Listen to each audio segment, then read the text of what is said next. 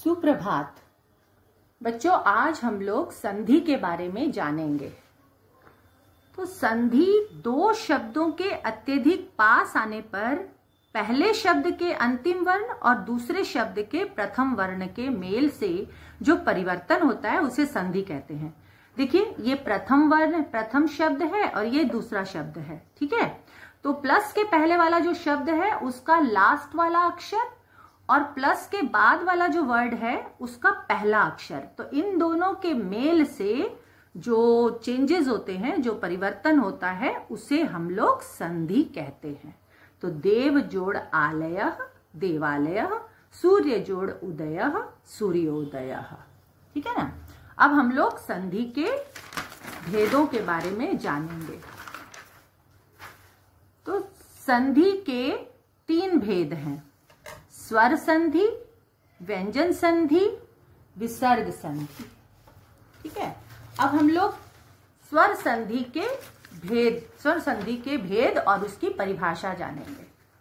स्वर संधि का भेद, और भेद तो तीन होते हैं, लेकिन उससे पहले हम लोग स्वर संधि के बारे में जान लें कि स्वर संधि किसे कहते हैं। तो जब स्वर का स्वर से मेल होता है तो उसे स्वर संधि कहते हैं।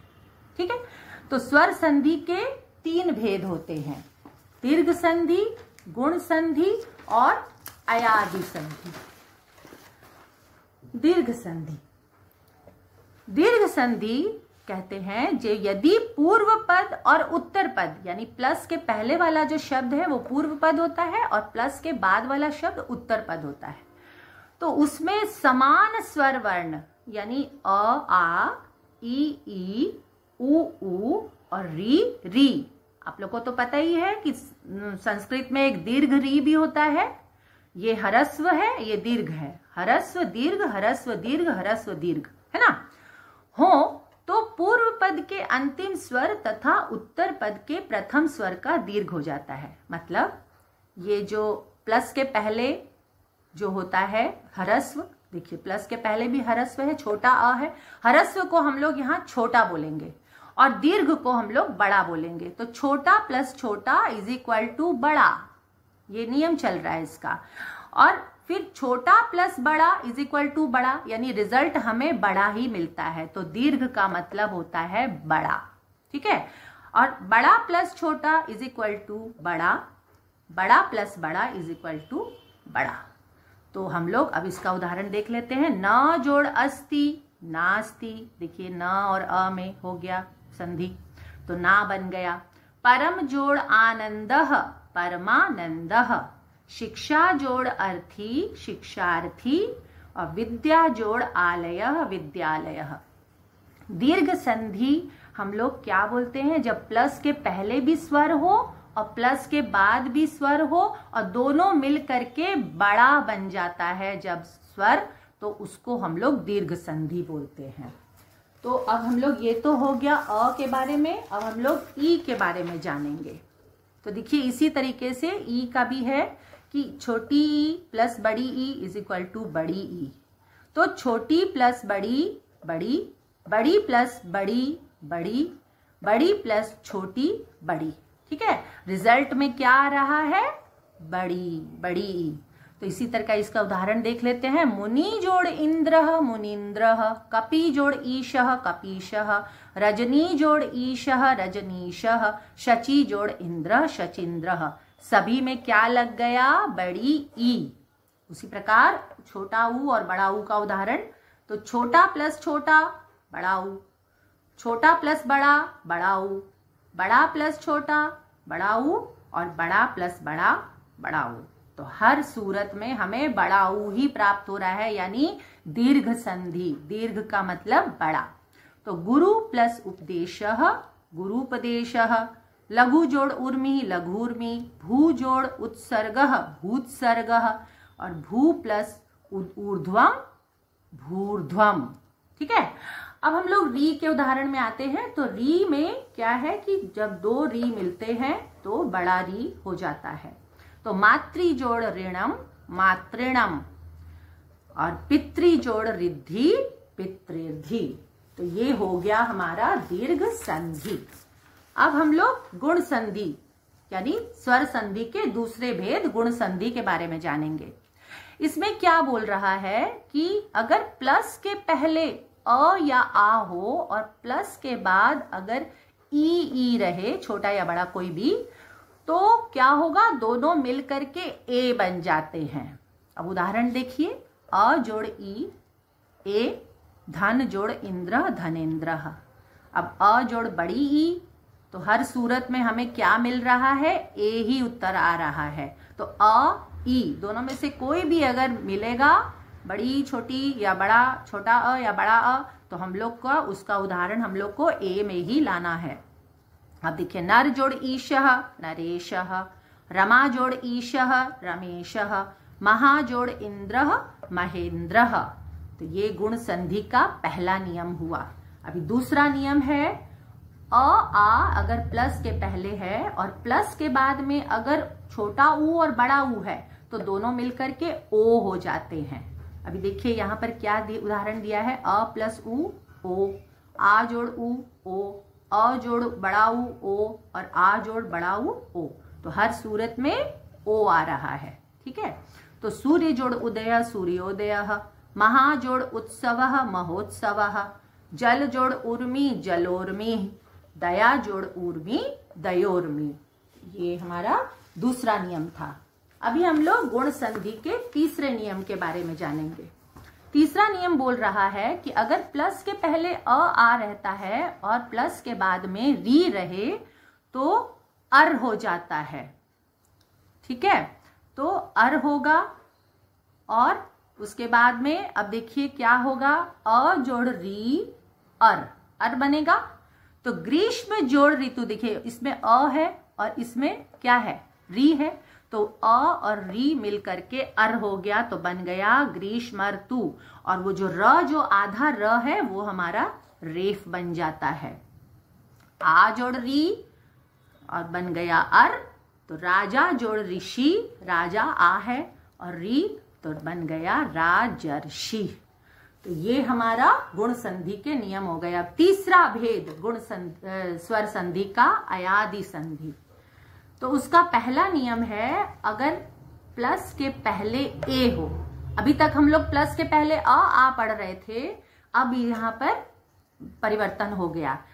प्लस के पहले अगर ए पर कोई शब्द खत्म हो रहा है, ए की मात्रा पर, और उसके बाद कोई भी स्वर हो, अ से लेकर के औ तक कोई भी स्वर हो, तो ए जो है वो किस में चेंज हो जाएगा, अय में।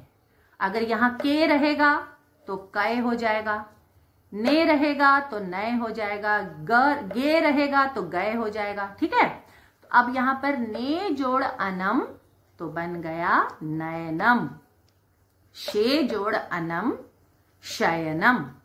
ठीक है, तो ये हमारा अयादि संधि का पहला नियम हुआ। अब दूसरा नियम है, अगर प्लस के पहले ए रहे, ये ए था, ये ए की मात्रा यानी दो डंडियां होती हैं, ठीक है ना, तो हम लोग क्या करेंगे, और उसके बाद कोई भी स्वर आए तो ए जो है वो आय में परिवर्तित हो जाता है। अब देखिए, नय जोड़ अकह नायकः, गय जोड़ इका गायिका, है ना। और उसके बाद अब हम लोग अब अयादि संधि का तीसरा नियम है, अगर प्लस के पहले ओ रहे और उसके बाद प्लस के बाद कोई भी स्वर रहता है तो ओ जो होता है वो अव बन जाता है। ठीक है, ओ अव बनेगा, को कव बनेगा, खो खव बनेगा, गो गव बनेगा, है ना। इसी प्रकार से भो जोड़ अति तो भो भव बन गया, तो उसके बाद ये हमारा उत्तर आ गया भवती। पो जोड़ अनम पावनम। अब चौथा नियम है, अगर प्लस के पहले औ की मात्रा हो या औ हो, उसके बाद प्लस के बाद कोई भी स्वर रहे तो औ जो होता है वो किस में चेंज हो जाता है, आव में, है ना। कौ काव में, खौ खाव में, चौ चाव में। ठीक है, इसी प्रकार हम लोग परिवर्तन करेंगे। तो अब देखो, नौ है, नौ जोड़ इका तो नौ नाव बना, और ई जो है उसमें जुड़ गया व में तो इका हो गया नाविका। जो ये प्लस के बाद वाला जो स्वर होता है ना, वो मात्रा में कन्वर्ट हो जाता है। ठीक है, पौ जोड़ अकह पावकह। तो ये हमारी हो गई स्वर संधि पूरी। अब हम लोग व्यंजन संधि जानेंगे। तो व्यंजन संधि जब व्यंजन का स्वर या व्यंजन से मेल होता है। स्वर संधि में था स्वर का स्वर से मेल, लेकिन व्यंजन संधि में स्वर से मेल हो व्यंजन का, या व्यंजन का व्यंजन से मेल हो, तब उसे व्यंजन संधि कहते हैं। जैसे अच, ये देखिए च जो है वो व्यंजन है और ये स्वर है अंतः, तो व्यंजन प्लस स्वर तो इज इक्वल टू, देखो क्या बन गया, अजंतः। ये कैसे बना वो हम बाद में जानेंगे, लेकिन अभी आप लोग ये देखिए कि इसको व्यंजन संधि बोलते हैं। तत् जोड़ लीनः तल्लीनः। अब इसमें यहाँ पर प्लस के पहले भी व्यंजन है, प्लस के बाद में भी व्यंजन है। ठीक है, तो ये हमारा व्यंजन संधि किसे कहते हैं वो हुआ। अब व्यंजन संधि के भेद हम लोग जानेंगे। व्यंजन संधि के दो भेद हैं। पहला है वर्गीय प्रथमाक्षराणाम तृतीयाक्षरे परिवर्तनम, है ना, बहुत लंबा चौड़ा नाम है, लेकिन जब आप लोग जानेंगे ना तो आप लोग को इतना इजी लगेगा कि। और दूसरा है मोनुस्वारः। ये जो एस का निशान आप देख रहे हैं ना, इसको अवग्रह बोला जाता है। ये इसको अ माना जाता है। ठीक है, तो अब हम लोग सबसे पहले इस नियम के बारे में जानेंगे। वर्गीय प्रथमाक्षराणाम तृतीयाक्षरे परिवर्तनम, यानी वर्ग के प्रथम अक्षर का तीसरे अक्षर में परिवर्तन। अब देखो क्या है, अगर प्लस के पहले किसी भी वर्ग का पहला अक्षर, 5 वर्ग होते हैं, क वर्ग, च वर्ग, त वर्ग, ट वर्ग, प वर्ग। ठीक है, 5 अक्षर होते हैं वर्ग, और उनका पहला अक्षर क, च, ट, त, प, ये पहला अक्षर है। तो वर्ग का पहला अक्षर होता है, और वर्ग प्लस के बाद कोई भी स्वर हो, या वर्ग का तीसरा, चौथा, पांचवा अक्षर हो, ठीक है, या यर लव हो, तो क्या होगा, ये जो वर्ग का पहला अक्षर है ना, ये अपने ही वर्ग के तीसरे वर्ण में परिवर्तित हो जाता है। अभी देखिए हम लोग कैसे होगा वो हम लोग देखेंगे। ये देखिए वर्ग का पहला अक्षर है क, अपने वर्ग का, च वर्ग अपने वर्ग का अक्षर है च, ट, त, प। ठीक है, अब क जो है, अगर क के बाद में कोई स्वर आ गया है, या तीसरा चौथा, यानी कोई भी तीसरा चौथा आया है, तीसरा चौथा मतलब क वर्ग का तीसरा होता है ग, चौथा होता है घ, और पांचवा होता है अंग। ठीक है, तो अब तीसरा, चौथा, पांचवा हो या यर लव हो तो तीसरा वर्ण हो जाए, तो क चेंज होगा ग में।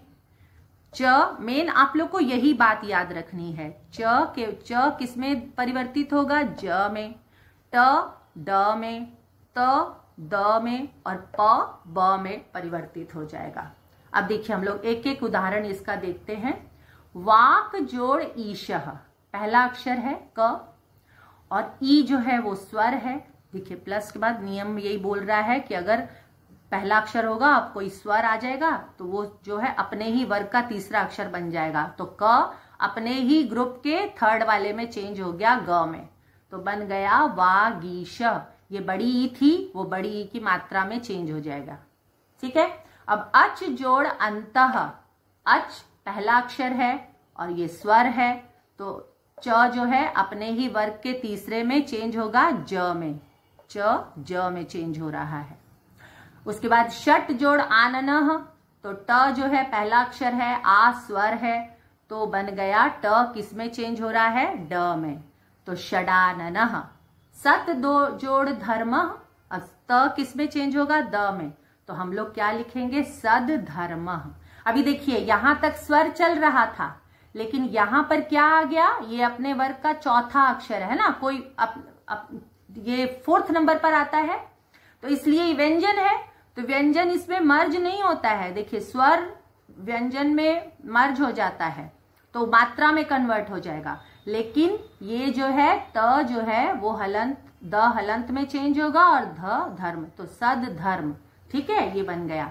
अब अपजह, तो प पहला अक्षर और ज जो है वो तीसरा अक्षर है किसी भी अपने ही वर्ग का, तो क्या हो जाएगा, प जो है वो ब में चेंज हो जाएगा, तो देखो अब जह बन गया। ठीक है, अब हम लोग दूसरे भेद के बारे में जानेंगे, मोनुस्वारः। इसमें क्या बोल रहा है, यदि पूर्व पद के अंत में म हलंत आए, पूर्व पद यानी प्लस के पहले वाला जो शब्द होता है ना उसको पूर्व पद बोलते हैं, और इसके लास्ट में अगर म हलंत आए और उसके बाद उत्तर पद के आरंभ में कोई व्यंजन हो, तो यहां पर प्लस के बाद कोई अगर व्यंजन वर्ण होगा, क से ग तक व्यंजन वर्ण होते हैं, तो म का अनुस्वार हो जाता है। म हलंत जो होता है वो बिंदु में कन्वर्ट हो जाएगा। तो पत्रम जोड़ लिख, तो क्या बन गया, पत्रम लिख। म हलंत गायब हो गया और यहाँ पर एक डॉट लग गया, यानी अनुस्वार लग गया। और प्लस हम लोग हटा देंगे, जब हम लोग संधि करते हैं तो प्लस हटा देते हैं ना। तो पत्रम लिख। धर्मम जोड़ चर, तो धर्मम चर। तो ये हमारा व्यंजन संधि हो गई। अब तीसरी है संधि विसर्ग संधि।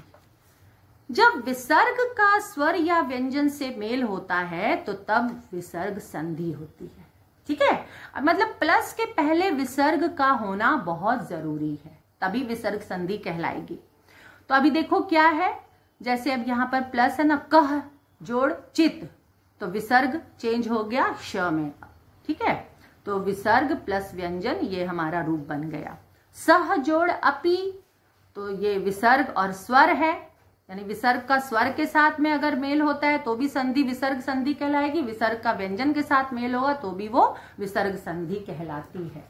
अब विसर्ग संधि के भेद, विसर्ग संधि का भेद जो है, मुख्य भेद है उत्वम, उसके बारे में हम लोग जानेंगे। अब उत्वम में क्या होता है कि रूल नंबर 1, नियम नंबर 1, इसमें क्या है, अगर प्लस के पहले, ठीक है, विसर्ग से पहले अगर अ की मात्रा हो, ठीक है, अ की मात्रा वाला, विसर्ग से पहले अ की मात्रा वाला कोई वर्ड रहे, जैसे यहां पर देखिए स में भी अ है और बाला में भी अ है। अगर विसर्ग से पहले अ वाला कोई रहता है शब्द और फिर प्लस के बाद अ से अगर कोई शब्द शुरू हो रहा है, तो विसर्ग जो होता है वो किसमें चेंज होगा, ओ की मात्रा में, और अ जो होता है वो इस एस में चेंज हो जाता है, यानी कि अवग्रह में। अभी देखिए सह जोड़ अपि सोपी और बालह जोड़ अवदत बालो वदत, ये हो गया। अभी रूल नंबर 2 क्या है कि विसर्ग से पहले अगर अ है, ठीक है, विसर्ग यही वाला अ है, और यहां पर अ नहीं है, अ को छोड़ करके कोई दूसरा कोई अन्य स्वर हो, या थर्ड फोर्थ फिफ्थ, तीसरा चौथा पांचवा अक्षर हो, वही वाला जो उसमें हम लोग अभी जान रहे थे वर्ग का, या यर लव ह हो, तो विसर्ग जो होगा वो किसमें चेंज होगा, ओ की मात्रा में। अभी देखिए क्या बोल रहा है, मनः जोड़ हरा। देखिए प्लस के पहले क्या है, विसर्ग है, और विसर्ग से पहले क्या है, अ है ना। इसमें तो नहीं है ना ओ आ की मात्रा है, ना ओ की मात्रा है, ना ऊ की मात्रा है, ना ई की मात्रा, किसी प्रकार की कोई मात्रा नहीं है।